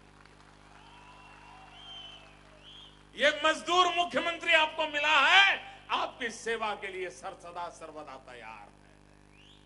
और इसलिए मैं कहने आया हूं कि आप फिर एक बार मुझे 5 साल के लिए आपकी सेवा करने का अवसर दीजिए। भाइयों, भूल जाइए बीती बातों को, भूल जाइए आने वाले कल के सपने देखिए और आइए भाइयों बहनों, हम मिलकर के आगे बढ़े। भाइयों बहनों, कांग्रेस के लोग, इनको पहचानना बहुत जरूरी है। ये आपको कहते हैं ना, दिशा बदलो दशा बदलो। 2007 में जब चुनाव हुआ तो मैडम सोनिया जी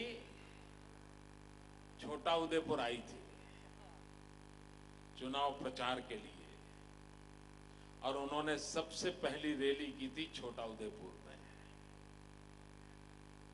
बहुत सारी भीड़ इकट्ठी की थी, न जाने कहां कहां से उठा करके लाए थे, कैसे कैसे लोग लाए थे।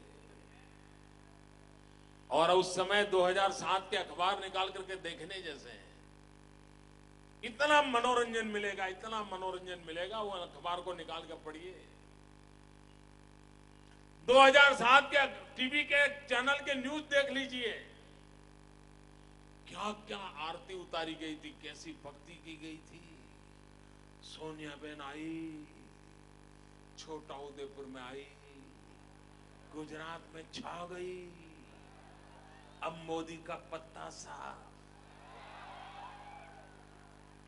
अब कमल कुचल जाएगा, पंजा भारी पड़ जाएगा, अब मोदी गया, अब तो दिन गिनों बाद मोदी गया।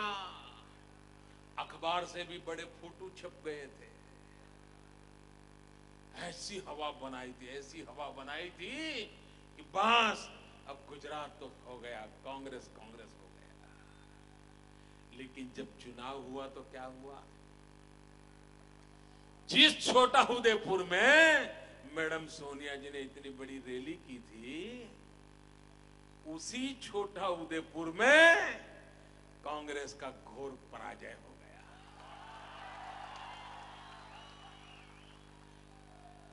मिट्टी पलीत हो गई कांग्रेस की। और इसलिए कांग्रेस ने, मैडम सोनिया जी ने 2012 में अपनी दिशा बदली। 2007 में छोटा उदयपुर गई थी तो 2012 में राजकोट में गए। कांग्रेस के मित्र समझ लीजिए, छोटा उदयपुर में आपका हाल बुरा हुआ था, सौराष्ट्र की धरती पर आप गए हो, वहां तो आप खोजने के बाद भी हाथ नहीं लगने वाले, साफ हो जाओ। जनता आपका हिसाब चुकता करने के लिए बैठी हुई है। आपने गुजरात की, देश की जनता के साथ नाइंसाफी की है, चीटिंग किया है। और कोई व्यक्ति कभी भी कोई चीटिंग करे तो माफ नहीं करता है। भाइयों बहनों, ये कांग्रेस ने 2009 के चुनाव में, मैं एक सवाल पूछने जा रहा हूं, मुझे जवाब दीजिए। 2009 के लोकसभा के चुनाव में 100 दिन में महंगाई कम करने का वादा किया था। ऐसा बोलोगे तो नहीं चलेगा। क्या कांग्रेस ने 100 दिन में महंगाई कम करने का वादा किया था? महंगाई कम हुई? महंगाई गई? महंगाई बढ़ी? ये वादा खिलाफी है कि नहीं? ये जनता के साथ धोखा है कि नहीं? ये जनता के साथ चीटिंग है कि नहीं? क्या उस कांग्रेस को सजा देनी चाहिए कि नहीं? भाइयों बहनों, मौका है, ये मौका है। 13 तारीख को ऐसा जम करके कमल के बटन को दबाओ ताकि कांग्रेस को आने वाले 50 साल तक होश न आए। जनता के साथ इस प्रकार की धोखाधड़ी, और ये धोखाधड़ी में मास्टर है। वो अपने साथियों से भी धोखा करते हैं। देखिए, इस चुनाव में कांग्रेस ने समझौता किया एनसीपी के साथ। दिल्ली सरकार में एनसीपी उनकी पार्टनर पार्टी है, शरद पवार उनके नेता हैं। कई दिनों तक उनकी मीटिंगें चली और समझौता हुआ 9 सीटों पर। और जब कांग्रेस को भरोसा हो गया कि अब एनसीपी वाले कहीं फॉर्म भर नहीं सकते हैं, समय पूर्ण होने की तैयारी है, तो अचानक उन्होंने क्या किया? अपने साथी पार्टी एनसीपी के पीठ में छुरा भोंक दिया, धोखा कर दिया और एनसीपी वालों को अंधेरे में रख करके जहां एनसीपी का कैंडिडेट था वहां कांग्रेस का कैंडिडेट को मैंडेट देकर के खड़ा कर दिया। भाइयों बहनों, क्या सार्वजनिक जीवन में ऐसे बेईमानी चल सकती है? क्या सार्वजनिक जीवन में ऐसे बेईमान लोग चल सकते हैं? क्या सार्वजनिक जीवन में इस प्रकार की धोखाधड़ी चल सकती है? भाइयों बहनों, कांग्रेस अपने साथी पक्ष के साथ भी इस प्रकार का धोखा कर सकती है, तो जनता बेचारी के हाल तो क्या नहीं कर सकते हैं। और इसलिए मैं कहता हूं, ऐसी कांग्रेस पार्टी को गुजरात की धरती पर से उखाड़ फेंकने का वक्त आ गया है। भाइयों बहनों, ये महात्मा गांधी की भूमि है और महात्मा गांधी की एक इच्छा अधूरी रह गई है, उस इच्छा को आप पूरा करोगे? ऐसे नहीं। महात्मा गांधी की एक इच्छा को पूरा करोगे? महात्मा गांधी का एक अधूरा काम पूरा करोगे? भाइयों बहनों, महात्मा गांधी ने अपने आखिरी दिनों में कहा था कि इस देश में अब कांग्रेस की जरूरत नहीं है। महात्मा गांधी ने कहा था कांग्रेस को बिखेर दो, आजादी का काम पूरा हो गया, अब कांग्रेस को बिखेर दो।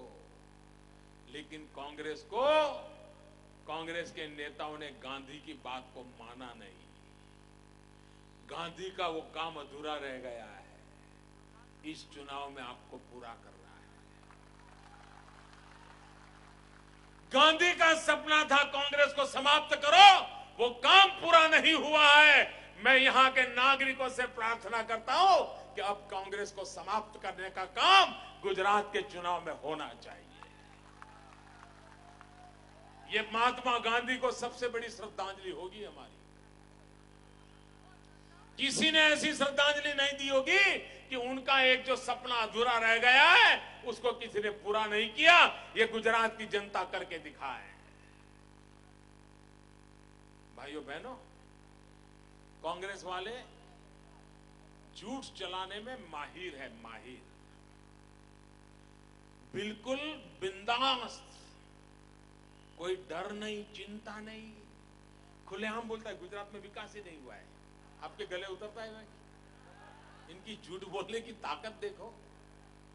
विकास हुआ नहीं। अभी एक दिन चलाया उन्होंने कि गुजरात में शिक्षा बहुत महंगी है, गुजरात में शिक्षा का व्यापारीकरण हुआ है, मध्यम वर्ग का बच्चा शिक्षा नहीं ले सकता है, पढ़ाई नहीं। ऐसा झूठ पिछले 6 महीने से टीवी पर आकर के चीख चीख करके बोल रहे हैं। भाइयों बहनों, मैं आपको कुछ जानकारी देना चाहता हूं, और जानकारी भी मेरे पत्रकार मित्रों ध्यान से सुनिए, आंखें फट जाए ऐसी जानकारी है। महाराष्ट्र में कांग्रेस की सरकार पिछले 10 साल से लगातार चल रही है। आंध्र में कांग्रेस की सरकार चल रही है, राजस्थान में कांग्रेस की सरकार चल रही है, हरियाणा में कांग्रेस की सरकार चल रही है। मैं सिर्फ उन्हीं को आपके सामने प्रस्तुत करता हूं। महाराष्ट्र के अंदर सरकारी इंजीनियरिंग कॉलेज कितनी है? 7। महाराष्ट्र में सरकारी इंजीनियरिंग कॉलेज है 7। राजस्थान में सरकारी इंजीनियरिंग कॉलेज की संख्या है 10। आंध्र में कांग्रेस की सरकार है, सरकारी इंजीनियरिंग कॉलेज की संख्या है 10। और जिस गुजरात को आरोप लगाया जाता है कि यहां शिक्षा का व्यापारीकरण हुआ है, उस गुजरात में सरकारी इंजीनियरिंग कॉलेजों की संख्या है 19।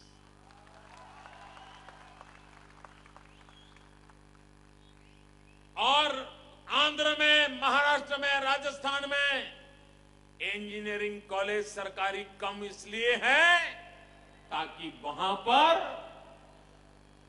सारे कांग्रेस के राजनेता शिक्षा के व्यापार में लगे हुए हैं। सभी सर्वाधिक शिक्षा संस्थाएं कांग्रेसियों के द्वारा चलाई जाती हैं, और इसलिए महाराष्ट्र में प्राइवेट इंजीनियरिंग कॉलेज जो ज्यादातर कांग्रेस वाले चलाते हैं उसकी संख्या है 536। सरकारी कॉलेज 7 और प्राइवेट कॉलेज जहां से लाखों रुपया फी ले जाती है वो 536। आंध्र में है व्यापारियों के द्वारा, कांग्रेस के नेताओं के द्वारा चलाई जा रही 671 कॉलेज। हरियाणा में है 150 कॉलेज। और भाइयों बहनों, मैं और एक जानकारी देना चाहता हूं। गुजरात में भी सरकार के द्वारा इंजीनियरिंग कॉलेज चलती है, राजस्थान में चलती है, महाराष्ट्र में चलती है, आंध्र में चलती है। कांग्रेस की सरकारें वहां के नौजवानों से क्या फी लेती है? भाइयों बहनों, महाराष्ट्र के गवर्नमेंट इंजीनियरिंग कॉलेज में पढ़ना है तो वहां फी होती है 25,000 रुपया। अगर राजस्थान में सरकारी इंजीनियरिंग कॉलेज में पढ़ना है तो वहां फी होती है 42,000 42,000 रुपीज। हरियाणा में अगर सरकारी इंजीनियरिंग कॉलेज में पढ़ना है तो वहां फीस होती है 40,000 रुपया। क्या किसी मध्यम वर्ग के बेटा पढ़ सकता है भाइयों? गरीब का बेटा पढ़ सकता है? और गुजरात की सरकारी कॉलेज में कितनी फी है बताऊं? आप कल्पना करो कितनी होगी। उनकी है 40,000, 42,000, 25,000। गुजरात की कितनी होगी? आप अंदाज कीजिए, आपका अंदाज गलत निकलेगा। भाइयों बहनों, गुजरात के अंदर सरकारी इंजीनियरिंग कॉलेज की फी सिर्फ 1,500 रुपया है। 1,500। डूब मरो कांग्रेस वाले, डूब मरो। राजस्थान के नौजवानों का लहू चूस रहे हो, महाराष्ट्र के नौजवानों का लहू चूस रहे हो, आंध्र के नौजवानों का लहू चूस रहे हो, और अब गुजरात के नौजवानों का लहू चूसने के लिए आना चाहते हो। गुजरात का नौजवान घुसने नहीं देगा।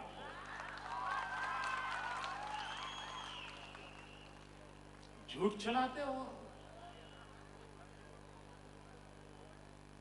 शिक्षा का व्यापारीकरण ये कांग्रेस के नेताओं ने इन राज्यों में किया है और बदनाम गुजरात को किया जा रहा है। भाइयों बहनों, ये गुजरात की सरकारी कॉलेज में 1,500 रुपया फी है और आगे बताऊंगा तो आपको और आश्चर्य होगा।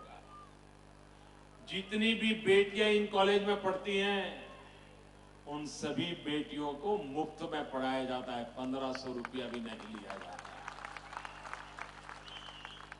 जितने भी दलित बच्चे हैं उनको मुफ्त में पढ़ाया जाता है, 1 रुपया नहीं लिया जाता है।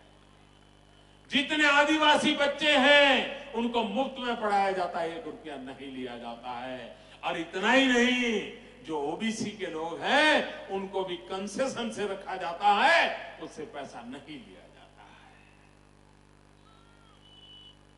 हिंदुस्तान के अंदर एक भी राज्य ऐसा नहीं है, एक भी नहीं, जो गुजरात की बराबरी कर सके। भाइयों बहनों, आज हिंदुस्तान के किसी भी राज्य में जाइए, आपने किसी गुजराती नौजवान को वहां नौकरी खोजता हुआ पाया है? चाहे तमिलनाडु हो, केरल हो, आंध्र हो, उड़ीसा हो, बिहार हो, बंगाल हो, आसाम हो, उत्तर प्रदेश हो, दिल्ली हो, हरियाणा हो, कहीं पर भी किसी गुजरात के नौजवान को रोजी रोटी के लिए किसी राज्य में जाना पड़े, ऐसा सब कुछ कभी सुना है? भाइयों बहनों, आज गुजरात ने इतनी तरक्की की है कि हिंदुस्तान का कोई जिला ऐसा नहीं है कि जहां का नौजवान मेरे राज्य के अंदर आकर के रोजी रोटी न कमाता। भाइयों बहनों, लोग मुझे कहते हैं कि मोदी जी आप इतना काम करते हो, थकते क्यों नहीं हो? आप इतनी कितनी कहां से ताकत लाते हो, इतना काम कैसे कर? लोग मुझे पूछते हैं। ये ताकत मुझे कहां से मिलती है? भाइयों बहनों, कोई उड़ीसा का बेटा, कोई महाराष्ट्र का लाल, कोई बिहार का नौजवान, कोई उत्तर प्रदेश की बिटिया जो मेरे सूरत में से मेहनत कर करके हर महीने अपनी बुढ़िया माँ को जब मनी ऑर्डर भेजती है ना, उस माँ के हाथ में जब मनी ऑर्डर जाता है, वो आशीष भेजती है, वो आशीष मुझे मिलते हैं। उस माँ के आशीर्वाद मुझे मिलते हैं, और वही मां मेरा रक्षा कवच है और इसलिए मुझे काम करने की ताकत मिलती है। वो उड़ीसा की मां ने मुझे देखा नहीं होगा, वो बिहार की मां ने मुझे देखा नहीं होगा, वो उत्तर प्रदेश की मां ने मुझे देखा नहीं होगा, वो आंध्र या महाराष्ट्र की मां ने मुझे देखा नहीं होगा, लेकिन उसको इतना भरोसा है कि उसका बेटा गुजरात में सलामत है और वो मां मुझे आशीर्वाद देती है और उन आशीर्वाद के कारण मुझे आपकी सेवा करने की ताकत मिलती है। मेरे भाइयों बहनों, आपके भाग्य का फैसला आपको करना है, आपके बच्चों के भाग्य का फैसला आपको करना है, आपके पोतों के भाग्य का फैसला आपको करना है। 13 तारीख का आपका एक छोटा सा निर्णय आपकी 3-3 पीढ़ी की चिंता करने वाला है और वो काम को जिम्मा लेने के लिए मैं आपके पास आया हूं। भाइयों बहनों, भारतीय जनता पार्टी को विजयी बनाइए, कमल के निशान पर बटन दबाइए, 13 तारीख को एक नया इतिहास रचिए, पूरे गुजरात में से महात्मा गांधी का सपना पूरा कीजिए, कांग्रेस को समाप्त कर दीजिए। आपने इतनी बड़ी मात्रा में आकर के मुझे साथ दिया, सहयोग दिया, बड़ी विराट सभा है। मैं तो दूर दूर तक मैं देख रहा हूं, मुंडे मुंडे दिख रहे हैं। क्या भव्य सभा है भाई, क्या प्रेम है आप लोगों का। मेरे साथ वी बताइए, वी। भाइयों बहनों, मेरे साथ बोलिए, V for Vikas, V for Vikas. सबके दोनों हाथ ऊपर होने चाहिए। V for Vikas, V for Vikas. नीचे बैठ के, खड़े मत हो जाइए भैया, बैठ के। V for Vikas, V for Vishwas, V for Vishwas, V for Vijay, V for Vijay. भाइयों बहनों, आखिर में एक बात बताना चाहता हूं। जब अंग्रेज हिंदुस्तान पर चढ़ाई कर रहे थे और झांसी को कब्जा करने के लिए अंग्रेज फौज पहुंची, तो झांसी की रानी लक्ष्मीबाई, सुनिए दोस्तों, झांसी की रानी लक्ष्मीबाई ने अंग्रेजों को ललकार किया था और झांसी की रानी ने कहा था, मेरी झांसी नहीं दूंगी। याद है मित्रों, मेरी झांसी नहीं दूंगी, ऐसा कहा था। भाइयों बहनों, आज गुजरात के लोग ललकारिए, हमारा गुजरात नहीं देंगे, नहीं देंगे, नहीं देंगे, नहीं देंगे, नहीं देंगे, नहीं देंगे, नहीं देंगे, बेईमानों को नहीं देंगे, भ्रष्टाचारियों को नहीं देंगे। जोर से बोलिए, भ्रष्टाचारियों को नहीं देंगे, दगाबाजों को नहीं देंगे, बेईमानों को नहीं देंगे, नहीं देंगे, नहीं देंगे। बहुत बहुत धन्यवाद।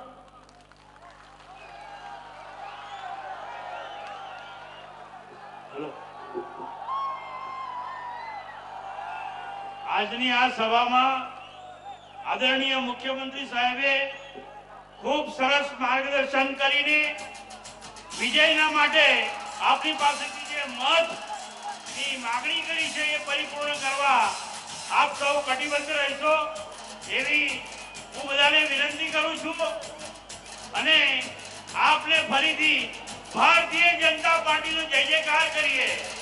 बोलो भारतीय जनता पार्टी, भारतीय जनता पार्टी। नरेंद्र भाई तुम आगे बढ़ो, नरेंद्र भाई तुम आगे बढ़ो।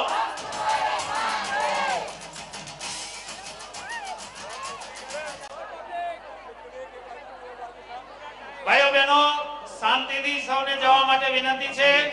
આપ સૌ એટલી મોટી સંખ્યામાં અહીંયા ઉપસ્થિત રહી સભાને ચાર ચાંદ લગાવ્યા છે એ બદલ આ ઉધના વિસ્તારની, પાંડેસરા વિસ્તારની તેમજ મજૂરા, ચોર્યાસી, લીંબાયતથી આવેલા તમામ ભાઈઓ બહેનોનો ભારતીય જનતા પાર્ટી પરિવાર આપ સૌનો ખૂબ ખૂબ આભાર માને છે. ખૂબ ખૂબ આભાર, ખૂબ ખૂબ ધન્યવાદ. ભારત માતા કી, भारत माता की. नरेंद्र भाई मोदी साहब तुम आगे बढ़ो. दरेक क्षेत्र उन्नति असी